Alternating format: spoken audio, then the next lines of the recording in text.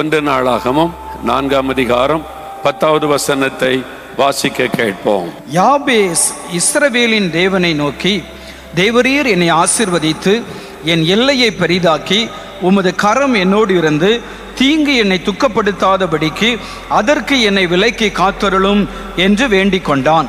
அவன் வேண்டிக் கொண்டதை தேவன் அருளினார். யாபேஸ் என்கிற ஒரு மனிதன் ஆண்டவரை நோக்கி ஒரு காரியத்திற்காக வேண்டிக் கொண்டான். அவன் வேண்டிக் கொண்டதை கர்த்தர் அவனுக்கு அருளி செய்தார் என்று வேதம் சொல்லுகிறது. யாபேஸ் வேண்டிக் கொண்டதை கர்த்தர் அவனுக்கு அருளி செய்தார். யாபேசுக்கு பதில் கொடுத்த ஆண்டவர் பட்சபாதம் உள்ள தேவன் அல்ல. யாபேஸ் வேண்டிக் கொண்டதை அருளின ஆண்டவர் நீங்கள் வேண்டிக் கொள்வதையும் உங்களுக்கு அருளி செய்வார். நீங்கள் என்ன வேண்டிக் கொள்வீங்களோ அது உங்களுக்கு அருளப்படும் என்று ஆண்டவர் வாக்கு கொடுக்கிறார். ஏதோ ஒரு தேவை இருக்குது, ஏதோ ஒரு பிரேயர் ஜெப குறிப்பு உங்களுக்கு இருக்குது, ஜெபிக்க வேண்டிய ஏதோ ஒரு காரியம் இருக்கிறது. அது உங்களுடைய சரீர சுகத்துக்கு அடுத்த காரியமாக இருக்கலாம், கடன் பிரச்சனைக்குரிய காரியமாக இருக்கலாம், உங்களுடைய குடும்ப சமாதானத்துக்குரிய காரியமாக இருக்கலாம், உங்களுடைய பிஸ்னஸுக்கான காரியமாக இருக்கலாம், உங்களுடைய ஊழியத்துக்கான காரியமாக இருக்கலாம், உங்களுடைய பிள்ளைகளுக்கு அடுத்த காரியமாக இருக்கலாம். ஏதோ ஒரு காரியத்திற்காக நீங்கள் வேண்டிக் கொள்ளணும், ஆண்டவர் அற்புதம் செய்யணும் என்கிற ஒரு எண்ணத்தோடு வந்திருக்கிறீங்க. இயேசு உங்களுக்கு என்ன வாக்கு கொடுக்கிறார்? என் பிள்ளைகளே, நீங்கள் வேண்டிக் கொள்வது உங்களுக்கு அருளப்படும். நீங்கள் என்ன வேண்டிக் கொள்வீங்களோ அதை நான் உங்களுக்கு அருளி செய்வேன் என்று கர்த்தர் வாக்கு கொடுக்கிறார். யாபேஸ் வேண்டிக் கொண்டது அவனுக்கு அருளப்பட்டது. அவனுடைய ஜெபத்தை கேட்டு தேவன் அருளி செய்தார். அதே ஆண்டவர் தான் இங்கே பிரசன்னமாக இருக்கிறார். யாபேஸ் எப்படிப்பட்டவர்? என்ன காரியத்துக்காக வேண்டிக் கொண்டார்? இந்த யாபேசனுடைய ஜெபம் ரொம்ப அருமையான ஒரு ஜெபம். நாம் அதை நம்முடைய வாழ்க்கையிலே பின்பற்றி நீங்கள் வேண்டிக் கொள்ளும் போது தேவன் அருளி செய்வார். இந்த யாபேஸ் என்ற மனிதனை குறித்து வேதம் என்ன சொல்லுகிறது பாருங்கள். 1 நாளாகமம் 4ஆம் அதிகாரம் 9வது வசனம் பாருங்க. யாபேஸ் தன் சகோதரரை பார்க்கிலும் கனம் பெற்றவனாய் இருந்தான். அவன் தாய், நான் துக்கத்தோடு அவனை பெற்றேன் என்று சொல்லி அவனுக்கு யாபேஸ் என்று பெயரிட்டாள். நான் துக்கத்தோடு இவனை பெற்றேன் என்று சொல்லி அவனுடைய தாய் அவனுக்கு யாபேஸ் என்கிற பெயரை சூட்டினாள் என்று வேதம் சொல்லுகிறது. யாபேஸ் என்கிற பெயரின் அர்த்தம் துக்கத்தை உண்டாக்குகிறவன், துக்கத்தை கொடுக்கிறவன், துக்கத்தை உண்டாக்கினவன். அந்த தாய்க்கு அவனுக்கு ஒரு துக்கத்தை உண்டாக்கின ஒரு மனிதன் யாபேஸ். ஒரு குழந்தை பிறக்குதுன்னா தாயினுடைய உள்ள சந்தோஷப்படும், மகிழ்ச்சி அடையும். கர்ப்ப வேதனைப்பட்டால் கூட ஒரு குழந்தை பிறந்த உடனே சந்தோஷம் உண்டாகிவிடும். இதுக்காகத்தான் நான் இவ்வளோ கஷ்டப்பட்டேன், ஆண்டவர் எனக்கு ஒரு குழந்தை தந்து விட்டார் என்று. ஆனால் யாபேசனுடைய தாய் சொல்றாங்க, இவன் எனக்கு ரொம்ப துக்கத்தை உண்டாக்கினவன், அதனால் இவனுக்கு யாபேஸ் என்று பெயரிடுகிறேன் என்று பெயரிட்டாங்க. அந்த தாயினுடைய உள்ளம் அவனால் காயப்பட்டிருக்க கூடும். என்ன பிரச்சனை வந்ததுன்னு தெரியல. அவன் கர்ப்பத்தில் இருக்கும்போது அந்த தாய்க்கு என்ன பாதிப்பு வந்ததுன்னு தெரியவில்லை. ஆனால் அவங்க பாதிக்கப்பட்டிருக்கிறாங்க, அதனால துக்கம் அடைந்திருக்கிறாங்க, அதனால இந்த பெயரை வச்சிருக்கிறாங்க. நம்ம ஊரில் கூட சில குழந்தைகள் பிறந்த உடனே நேரம் பார்ப்பாங்க. குழந்தை பிறந்த நேரம், அதனுடைய நட்சத்திரம், எந்த நட்சத்திரத்தில் பிறந்திருக்குது, ராவு காலத்தில் பிறந்திருக்குதா, நல்ல காலத்தில் பிறந்திருக்குதா, யமகண்டத்தில் பிறந்திருக்குதா அப்படின்னு ஜாதகம் எழுதுகிற ஒரு கூட்ட மக்கள் இருக்கிறாங்க. நீங்கள் அந்த மாதிரிலாம் தவறான நம்பிக்கை வைக்கக்கூடாது. எந்த நேரத்தில் குழந்தை பிறந்தாலும் அது ஆசீர்வதிக்கப்பட்ட குழந்தை தான், கர்த்தர் கொடுக்கிறாரு. ஆனால் உலக மக்கள் சொல்லுவாங்க, இந்த குழந்தை பிறந்த நேரம் சரியில்லை, அதனால இந்த குடும்பத்தில் பாதிப்பு வரும், இந்த குடும்பத்தில் மரணம் சம்பவிக்கும், இந்த குழந்தை எந்த நேரத்தில் பிறந்துச்சோ இந்த வீட்டில் பாருங்க கஷ்டம், நஷ்டம், வியாதி அதெல்லாம் சொல்லுவாங்க. சில குழந்தைகள் மேலே பழி சுமத்திடுவாங்க. இவங்க பாவத்தினால தான் பாதிப்பு வரும், ஆனால் குழந்தை பிறந்த நேரம் சரியில்லை, இந்த குழந்தையால தான் பாதிப்புன்னு சொல்லி ஒன்றுமறியாத சின்ன குழந்தை மேலே பழியை சுமத்தி இந்த குழந்தை தான் காரணம்னு சொல்லிடுவாங்க. அப்போ அந்த குழந்தை வளர வளர இவங்க அம்மாவை சாப்பிட்டவன், அப்பாவை சாப்பிட்டவன் அப்படி உலகத்தில் சொல்லுவதை நம்ம கேள்விப்பட்டு இருக்கிறோம். இவன் பிறந்தவுடனே அம்மா இறந்துட்டாங்க, இவன் பிறந்து கொஞ்ச நாள்ல தகப்பனார் இறந்துட்டாரு, என்ன நேரத்தில் பிறந்தானோ தெரியல, இவன் ஒரு சபிக்கப்பட்டவன், இவள் ஒரு சபிக்கப்பட்டவள் அப்படின்னு குழந்தைகளை இந்த மாதிரி சொல்லுகிற, திட்டுகிற, புறக்கணிக்கிறதை நம்முடைய தேசத்தில் நம்ம பார்க்கிறோம். ஆனால் நாம் வேதத்தை அறிந்தவர்கள் அப்படி இருக்கக்கூடாது. கர்த்தருடைய பிள்ளைகள் இந்த மாதிரி தவறான நம்பிக்கைகளுக்கு இடம் கொடுக்க கூடாது. பாருங்க, யாபேசுடைய உள்ளம் ரொம்ப துக்கப்பட்டது. என் தாயே என்னை நீ துக்கப்படுத்தினவன் சொல்லிட்டாங்களே, என் தாயே என்னை நீ பாதிப்பை உண்டாக்கினவன் சொல்லிட்டாங்களே அப்படின்னு ஒரு மனவேதனை அவனுக்குள்ளே இருந்தது. அவனுக்குள்ளே இந்த துக்கம் இருந்தது. ஆமாம், சிலர் பேரண்ட்ஸே சொல்லுவாங்க, அம்மாவே நீ எந்த நேரத்தில் பிறந்தியோ, நீ பிறந்ததுலேருந்து நம்முடைய குடும்பம் விளங்காமல் போச்சேன்னு ஒரு தாய் தன் மகளை பார்த்து சொன்னால் எப்படி இருக்கும்? அது அந்த மகளுடைய உள்ளத்தில் ஏன் நான் பிறந்தேன் என்கிற பெரிய காயத்தை உண்டாக்கி விடும். அப்போ அந்த பிள்ளை திருப்பி கேட்கும், ஏன் என்னை பெற்றெடுத்த, என்னை கற்பத்திலே கொண்டிருக்கலாம்ல என்று அந்த பிள்ளை வேதனையோடு திரும்பி கேட்கிற சம்பவம் எல்லாம் நம் தேசத்திலே நடக்கிறது. அப்போ காரணம், துக்கத்தோடு நான் இவளை பெற்றேன், துக்கத்தோடு இவனை பெற்றேன், இவன் பிறந்ததிலிருந்து கற்பத்தில் வந்ததிலிருந்து சில பாதிப்புகளை சந்தித்தேன் என்று சொல்லுகிறவர்கள் உண்டு. அப்போ அந்த குழந்தை வளர வளர மனசில் ஒரு பாதிப்பு, யாபேசுக்குள்ளே அந்த பாதிப்பு. ஊர் மக்கள் சொல்லி இருப்பாங்க, உன்னால உன் தாய் எவ்வளோ கஷ்டப்பட்டா தெரியுமா, அதனால்தான் உனக்கு யாபேசுனே பெயர் வச்சிருக்குது, நீ துக்கத்தை உண்டாக்குகிறவன், சொந்த தாய்க்கே வேதனை உண்டாக்கினவன். அவன் நினைப்பான், நான் என்ன துக்கப்படுத்தினேன், எனக்கு என்ன தெரியும், நான் பிறந்தது வளர்ந்தது எங்க அம்மா தானே வளர்த்தாங்க, நான் இப்படி அவங்களை துக்கப்படுத்துவேன். ஆனால் உலகம் காயப்படுத்துகிறாரு. நீங்க உலகத்தின் மக்களால, சொந்தக்காரங்களால, உறவினர்களால காயப்படுத்தப்பட்டு இங்க வந்திருக்கலாம். நீ பிறந்த நேரம் சரியில்லை, உன்னாலதான் இந்த குடும்பம் பாதிக்கப்பட்டு போச்சு, மற்றவர்கள் உங்களை காயப்படுத்த முடியாத வார்த்தைகளை சொல்லலாம். நீ எதுக்கு பிறந்த, நீ எதுக்கு இந்த வீட்டில் பிறந்த, எங்காவது போய் தொலை அப்படின்னு பெற்றோரை வெறுக்கிற நிலைமையில காயப்பட்ட உள்ளத்தோட இங்கே நீ வந்திருக்கிறாய். ஆண்டவர் இயேசு உன்னோடு தான் பேசுகிறார். என் மகனே, மகளே, உன் பெற்றோர் என்ன வேணாலும் சொல்லட்டும், உலகம் என்ன வேணாலும் சொல்லட்டும், உனக்கு என்ன வேலை என்கிட்ட கேளு, நீ வேண்டிக் கொள்வதை நான் உனக்கு அருளி செய்வேன், நீ வேண்டிக் கொள்வதை நான் உனக்கு அருளி செய்வேன் என்று கர்த்தர் சொல்லுகிறார். யாபேஸ் காயப்பட்ட உள்ளத்தோட ஜெபம் பண்ணுகிறான், கர்த்தரை நோக்கி வேண்டிக் கொள்ளுகிறான். ஆண்டவர் அவன் ஜெபத்துக்கு பதில் கொடுத்து அவருடைய சகோதரர் எல்லாரை காட்டிலும் தேவன் அவனை கனப்படுத்தினார். அவருடைய சகோதரர்கள் எல்லாருக்குள்ளும் அவனை கனம் பொருந்தினவனாய் மாற்றினார்.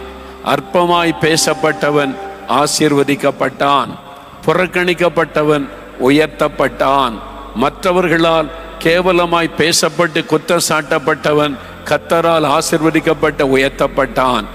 எந்த சமுதாயம் உங்களை குற்றம் சொல்லுகிறதோ அதே சமுதாயத்தில் கண்களுக்கு முன்பாய் கர்த்தர் உங்களை மேன்மையாய் வைக்க போகிறார், கர்த்தர் உங்களை உயர்த்த போகிறார். உங்களை அற்பமாய் பேசினவர்கள் ஆச்சரியப்படும்படி கர்த்தர் உயர்த்த போகிறார். யாபேசை உயர்த்தி கனப்படுத்தின ஆண்டவர் உங்களையும் கனப்படுத்த போகிறார்.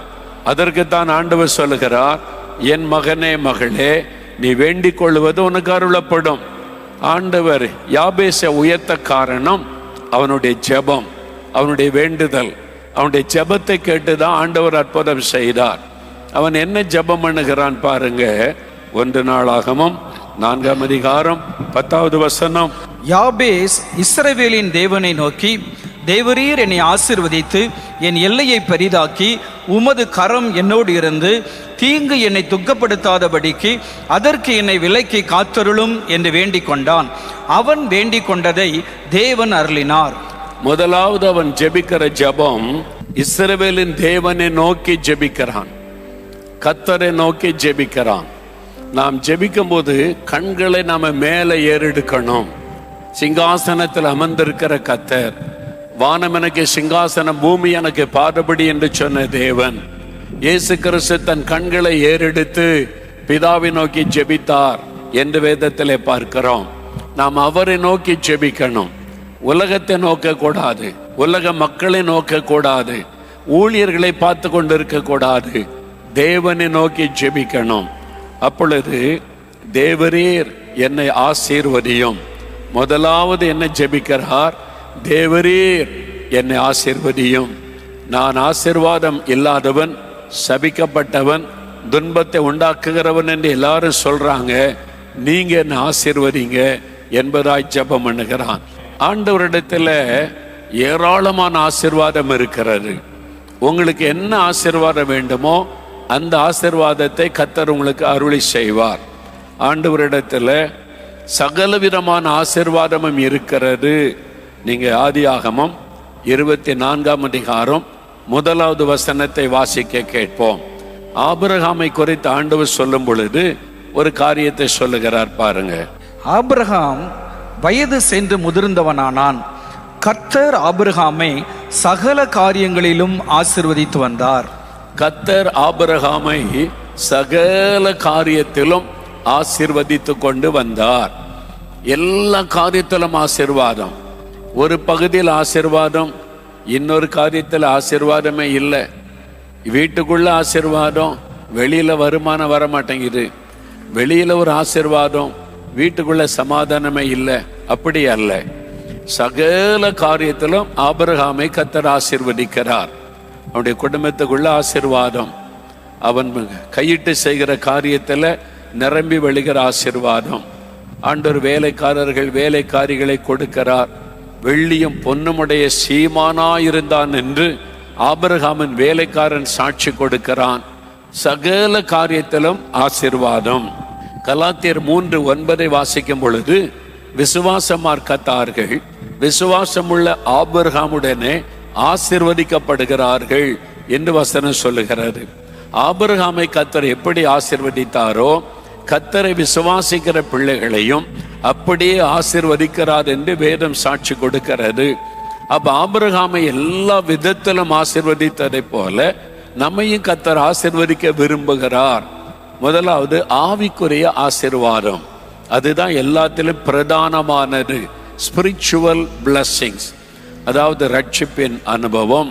பரிசுத்தாவினால் நிரப்பப்பட்டு ஆவில நிரம்பி அந்நிய பாஷை பேசி தேவனை துதிக்கிற அனுபவம், ஆவிக்குரிய வரங்களை பெற்றுக்கொள்ளுகிற அனுபவம், தேவனுடைய வல்லமை பெற்று சாட்சியாய் வாழுகிற ஒரு அனுபவம், தேவனோடு நடக்கிற ஒரு உன்னதமான அனுபவம், தேவனுடைய குரலை கேட்கக்கூடிய ஒரு அனுபவம், ஆவிக்குரிய ஆசீர்வாதம்.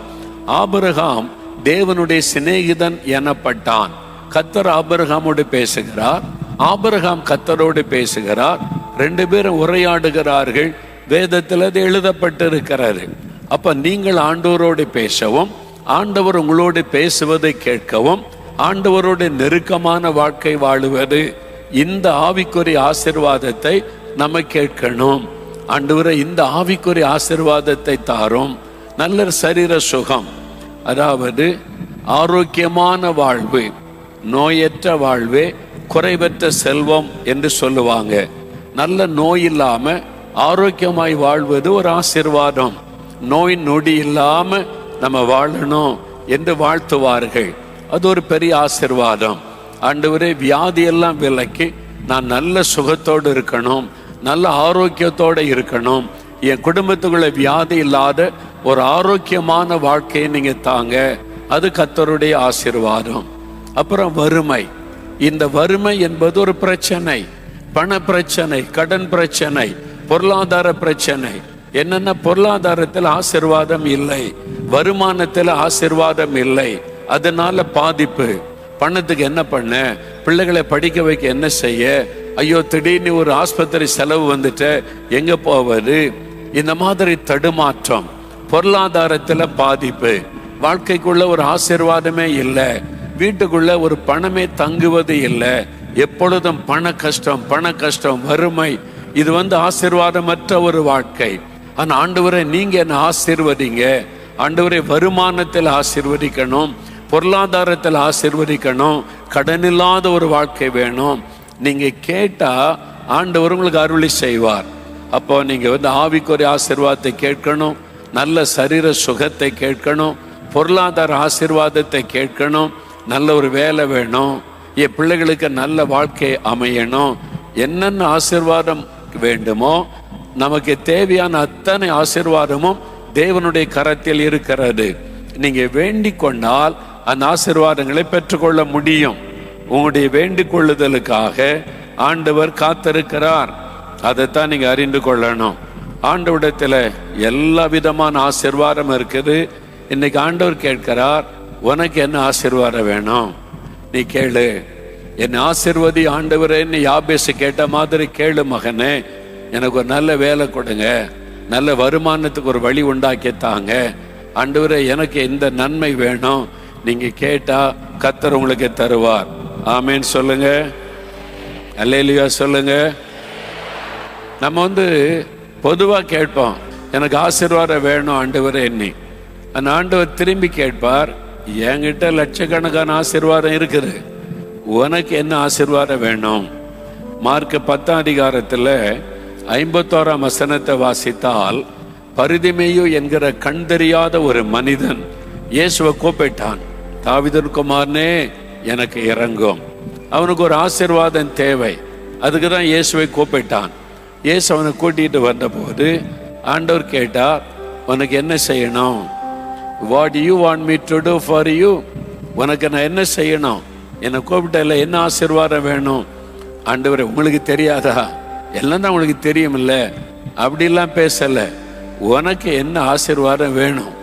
அவன் சொன்னா, நான் பார்வை அடையணும். அவ்வளோதானே, நான் உனக்கு அந்த ஆசீர்வாதத்தை தருகிறேன். அப்போ ஆண்டவர்கிட்ட கேட்கும்போது உனக்கு என்ன ஆசீர்வாதம் வேணும்னு கேட்டா, அதெல்லாம் தான் உங்களுக்கு தெரியுமா ஆண்டவரே? அப்படின்லாம் பேசக்கூடாது. அது அவருக்கு தெரியும். ஆனால் நீங்க உங்க வாய் திறந்து கேட்கணும், எனக்கு எந்த ஆசீர்வாதம் வேணும், என் குடும்பத்துக்கு எந்த ஆசீர்வாதம் வேணும், என் வியாபாரத்தில் இந்த ஆசீர்வாதம் வேணும், என் பிள்ளைகள் வாழ்க்கையில் இந்த நன்மை நடக்கணும். குறிப்பா நீங்க கேட்கும்போது யாபேசனுடைய ஜெபத்தை கேட்டு ஆசீர்வதித்த ஆண்டவர் உங்களையும் இன்றைக்கு ஆசீர்வதிக்க போகிறார். நீங்க கேட்கிற ஆசீர்வாதத்தை பெற்றுக்கொள்ள போகிறீங்க. யாபேஸ் என்கிற ஒரு மனிதன், அவன் ஆண்டவரை நோக்கி ஒரு குறிப்பிட்ட காரியத்துக்காக வேண்டிக் கொள்ளுகிறான். அவன் வேண்டிக் கொண்டதை கர்த்தர் அவனுக்கு அருளினார். அப்ப ஆண்டவர் நமக்கு என்ன சொல்ல வருகிறார்? என் மகனே, நீ வேண்டிக் கொள்ளுகிறது உனக்கு அருளப்படும். என் மகளே, நீ வேண்டிக் கொள்ளுகிறது உனக்கு அருளப்படும். யாபேஸ் வேண்டிக் கொண்டதை அருளி செய்த அதே ஆண்டவர் தான் இன்னைக்கு உங்களை பார்த்து சொல்லுகிறார், நீயும் என்னை நோக்கி வேண்டிக் கொண்டால் நீ வேண்டிக் கொண்டுகிறதை உனக்கு அருளி செய்வேன் என்று ஆண்டவர் வாக்கு கொடுக்கிறார். இப்ப கேட்கறீங்களா, என்ன வேணும்? இந்த காரியத்துக்கு ஜெபிக்கலாமா? அப்படியே கண்களை மூடுங்க, ஆண்டவரை பார்த்து சொல்லுங்க, யாபேஸ் வேண்டிக் கொண்டதை நிறைவேற்றி கொடுத்தீங்க. நீங்க மாறாத தேவன், நான் வேண்டிக் கொள்ளுகிறதை எனக்கு அருளி செய்வீங்க. நான் விசுவாசிக்கிற ஆண்டவரேன்னு சொல்லுங்க. விசுவாசிக்கிறேன், விசுவாசிக்கிறேன், நீர் என் விண்ணப்பத்துக்கு பதில் தருகிறீர், விசுவாசிக்கிறேன்னு சொல்லுங்க. தேவரீர் என்னை ஆசீர்வதியும். கேளுங்க, என்னை ஆசீர்வதியும், என் குடும்பத்தை ஆசீர்வதியும், பிள்ளைகளை ஆசீர்வதியும், வேலை ஆசீர்வதியும், தொழிலை ஆசீர்வதியும், ஊழியத்தை ஆசீர்வதியும், ஆண்டவரே சந்ததி ஆசீர்வதியும், ஆசீர்வதியும், ஆசீர்வதியும். இயேசுவே என்னை ஆசீர்வதியும். இந்த காரியத்துல என்னை ஆசீர்வதியும், ஆசீர்வதியும். நான் பெற்றுக்கொண்டேன் என்று விசுவாசிக்கிறேன்.